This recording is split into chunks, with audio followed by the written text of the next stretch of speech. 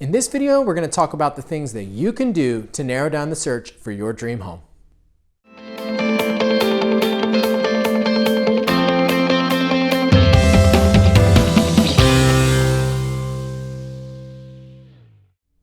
So this is probably the most exciting time in the home purchasing process. You've done a lot of work up to this point. You've found an amazing realtor. You have your finances in order. You have an amazing lender. You've been pre-approved. You've done a lot of work. Now it's time to put rubber to the road and actually get out and see some of these homes to find your dream house, right? So you're very excited. Your realtor's sending you some stuff. And you're on Zillow, you're on Realtor.com, you're on Trulia, whatever consumer website that you prefer. And you're looking at the screen, and what do you see? When you first open up the page, you put your zip code in, you look at a map, and what do you see? There's like 100 million little dots on the screen for all the different homes that are for sale in the area, right? For a lot of people, that can be very overwhelming, how to refine those search results and actually find the home of your dreams.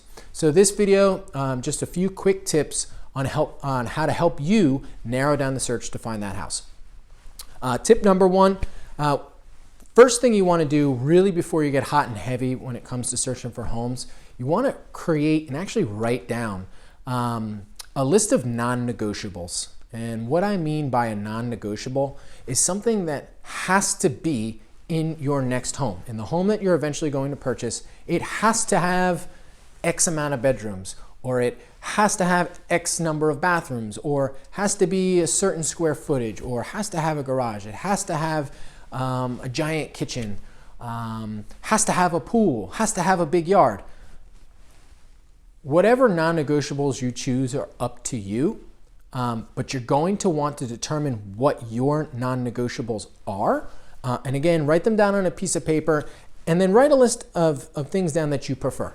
You know, maybe a pool is a preference, or a big kitchen is a preference, not a non-negotiable, or a garage or a big yard, or all things that you prefer. You're going to want to write down and differentiate between, again, what your non-negotiables are and what you prefer. Make a list and stick to it. Because what's going to happen is if you don't find the house of your dreams right away, like the first one that you go to see, which is not typical, you're going to start to look at houses, and maybe you're going to start to settle a little bit. Maybe a month has gone by, maybe a couple weeks have gone by. You're going to see 10, 20 homes, and you haven't found anything yet. All of a sudden, you're going to start to look at some homes that maybe dip into those non-negotiables, or want to go see some of those homes. And maybe it's a 3-bedroom and you really wanted a 4-bedroom, and you start settling and thinking of ways that you can make it work. Well, maybe I don't really need that office, or maybe Johnny and Joby, or whoever his name is, can double up in bunk bed in a single room and share something. No, right? That's why you're listening to non-negotiables exist. That's why you wrote it down at the beginning of the process. You're not going to waste your time seeing homes that you're not going to buy or not be happy with, period. Write down your list of non-negotiables. Tip number 2, once you have that list and you're on one of these websites like Zillow and Realtor.com, put it in the search parameters, right? You can refine the search results a million different ways. Number of bedrooms, square footage, time on market, has a pool, doesn't have a pool, has a garage, doesn't have a garage, all these different things. Plug your non-negotiables into there and set up alerts. All right, so the initial wave of homes that you're going to search through is everything that's on the market, right? And that's a lot of stuff. Eventually, if you don't find your home right away, you're going to get through everything that's on the market, and you're just going to be relying on new things that come on the market. In a very competitive market, a very hot real estate market like the one we're in right now, you need to be able to get into some of these houses right away, be one of the first people to see them, to submit an offer and get it accepted. When you set an e-alert up, it'll come to you, as soon as a house hits the market that is within the search parameters that you set, you're going to receive a notification on your phone, you're getting an email, boom, you're ready to go. You call up your realtor. If your realtor hasn't already called you and notified you about it, you kind of have to work on it as a team on these things. Hey, Chuck, I want to go see a house at 123 Spring Street. It just came on the market 6 hours ago. It looks amazing. We have to go see it. When is a great time for you to set an appointment? And boom, you're going to be one of the first people in to see that home. So make your list of non-negotiables and set the parameters up for e-alerts. Last thing I'm going to say, and this is more of a time-saving thing for when you're actually going to drive around and see homes. if you don't have a specific area, a lot of people want to, say, I want to live in this zip code, or I want to be in this county, or I want to be in this town, and that's fine. But some people just say, I don't really care where I live. Wherever the best deal is, that's the house that I want. So I'll use Orlando as an example because it's a fairly large metropolitan area. So if someone just says, I want to live in the Central Florida area, as long as I'm within an hour commute to my job, doesn't matter where I live, I don't have kids, I don't care about the school system, whatever, just put me in wherever, right? So to get from the east side of town, way out in East Orlando, Oviedo, Bithlo area, all the way to Apopka, Mount Dora, Zellwood, all the way out to the west, that's over an hour drive.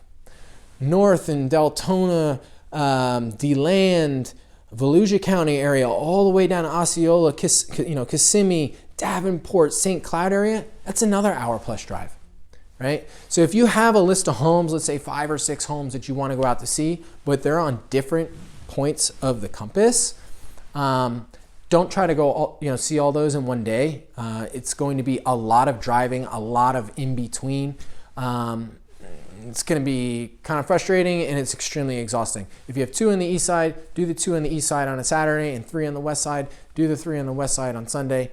It's going to save you a lot of time, a lot of heartache, and you're going to continue to be motivated to get out and see more homes as long as you're not killing yourself with the drive in between. So again, just to recap, we talked about 3 things to help narrow down the search to help you find your dream home. 1, determine and write down a list of non-negotiables and things that you prefer and stick to them. Do not deviate. Do not settle for a house that compromises your list of non-negotiables. Once you have that list of non-negotiables and preferences, you plug those parameters into whatever consumer website that you prefer, Zillow, Realtor.com, Trulia, whichever one, and you set up e-alerts so that you get an email or a text message or a notification the moment a new house hits the market so you can be one of the first people to go to see it. And lastly, be cognizant of the location of the homes that you're going to see. Try not to go see homes an hour or half an hour away from each other and waste all that time driving in between. Just try to make time on a separate day to go out and to see those homes. It's going to save you a lot of heartache in the long run. So again, I hope you enjoyed this video. If you have any questions, feel free to hit the Talk to Chuck button down below. I'm always available here to answer anything that you have. I appreciate everyone out there watching this video. Thank you so much.